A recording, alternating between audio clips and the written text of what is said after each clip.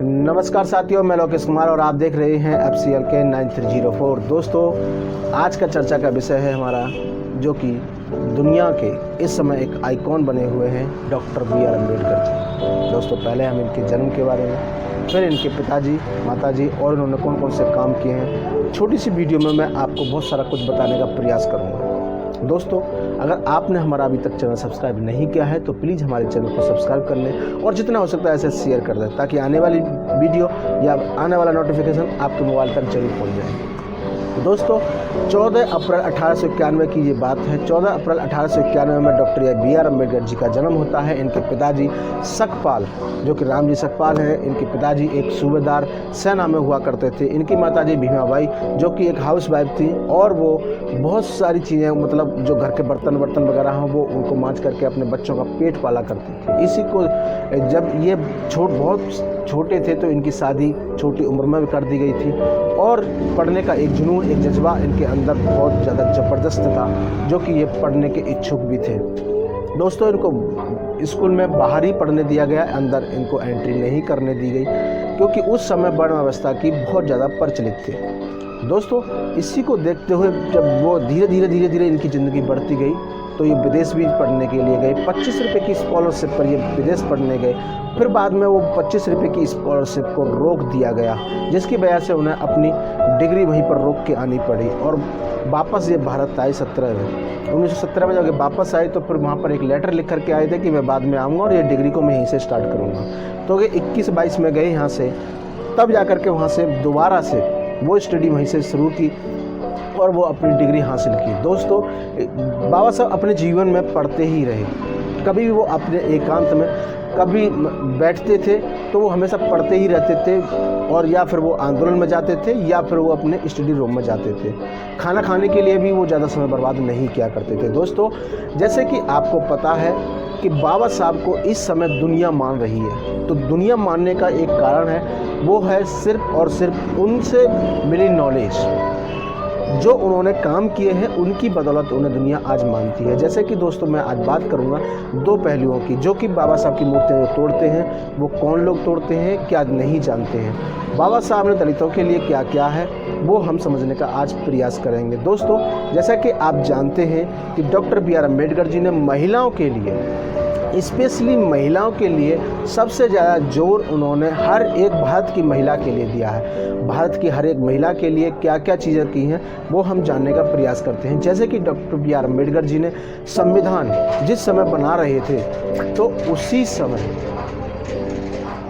उसी समय doctor BR Ambedkar यानी कि बाबा साहब जी ने संविधान में अपनी कलम से 6 महीने का उनका लीव रखा था। यानी कि जो महिलाएं प्रेग्नेंट है, 6 महीने की छुट्टी पर ही उनको घर भेज दिया जाता था, और 3 महीने जब तक उनके बच्चा ना हो जाए, जब तक उन्हें छुट्टी मिला करती थी, और 3 महीना उन्हें रेस्ट के लिए मिला करते। यानी कि कुल मिलाकर के 6 महीने भारत की महिलाओं के लिए, पूरे भारत में जितने भी महिला हैं उस सब के लिए ये काम उन्होंने, बाबा साहब ने किया था। दोस्तों, जैसे कि अंग्रेज़ों के ज़माने में 14 से 16 घंटा काम करना पड़ता था, उसको घटा करके 8 घंटा उन्होंने बाबा साहब ने किया था, और सैलरी जो थी वही रहेगी।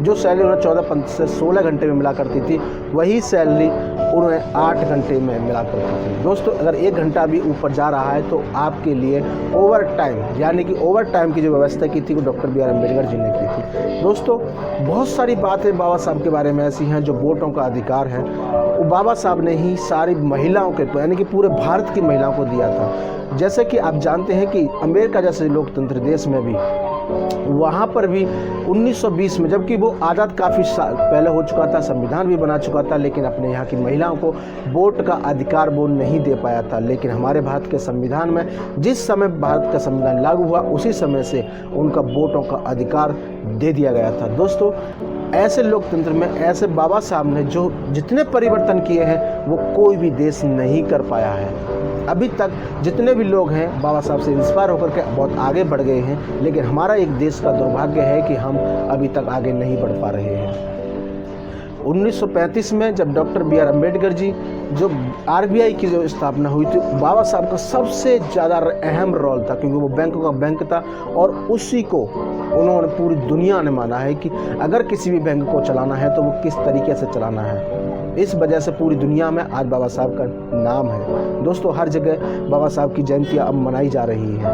अब छोटे छोटे गांव, बड़े बड़े शहर या फिर ज़िले में सब में टोटल मिलाकर के इस समय मनाई जा रही है। दोस्तों, जैसा कि आप जानते हैं कि दलितों के लिए पानी का जो अधिकार है, वोटों का अधिकार है और जो हर एक नौकरी में जो आरक्षण है वो बाबा साहब ने ही दिया था, पर न कोई इनको देने से रहा।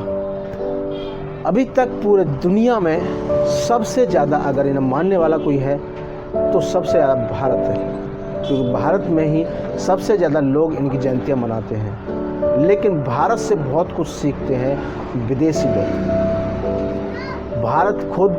भारत के जो लोग हैं इस समय अब राजनीति में सबसे ज़्यादा बाबा साहब का प्रयोग कर रहे हैं। दोस्तों, जब तक इस योजना को ये बनाते रहेंगे, बाबा साहब का नाम मिट्टी में ये लोग मिलाते रहेंगे, क्योंकि आजकल जो है सिर्फ नाम लेकर के बस अपना वोट साधने का काम कर रहे हैं और ये कुछ नहीं कर रहे हैं। जबकि बाबा साहब ने भारत के लिए एक ऐसा मंत्र दिया है कि अगर मैं सच कहता हूँ 12 घंटे के लिए आप बाबा साहब के संविधान को पूरी तरह से लागू कर दीजिए, दुनिया की कोई ताकत नहीं है जो कि भारत को विश्व गुरु बनाने से रोक ले। दोस्तों, ये लोग एक दूसरे को मारकाट कर रहे हैं तो क्या हम विश्व गुरु बन जाएंगे?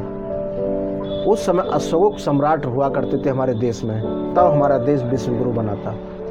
उनसे इंस्पायर होकर के, तथागत बुद्ध से इंस्पायर होकर के बाबा साहब ने हर एक बात अपने एक किताबों में लिखी है। उन किताबों को पढ़ने की बहुत ज़्यादा ज़रूरत है, जो कि आज लोग जो उनकी मूर्तियों को तोड़ते हैं, गाली देते हैं, हर समाज इनको गाली देने लगा है आजकल, क्योंकि उनको ये समझ ही नहीं आता है, बड़े बूढ़े हों या फिर बच्चे हों। जो लोग इनको पढ़ चुके हैं, जो लोग IAS की तैयारी जो कर चुके हैं या PCS की तैयारी कर चुके हैं या फिर कर रहे हैं, वो इनको समझते हैं, और जो नहीं समझते वो उनसे ज़्यादा मूर्ख इस दुनिया में कोई नहीं है, क्योंकि वो उसी चीज़ को समझने का प्रयास कर रहे हैं जो उन्हें पद मिलने वाला है।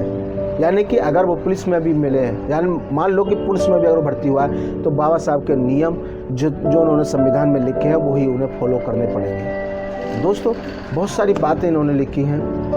हीराकुंड बांध 1956 में उसका उद्घाटन, जो कि आज हम कहते हैं जल ही जीवन है, उन्होंने उसका उद्घाटन पहले ही कर दिया था ताकि आने वाली पीढ़ी पानी को बचा सके और उस चीज़ों से समझ सके।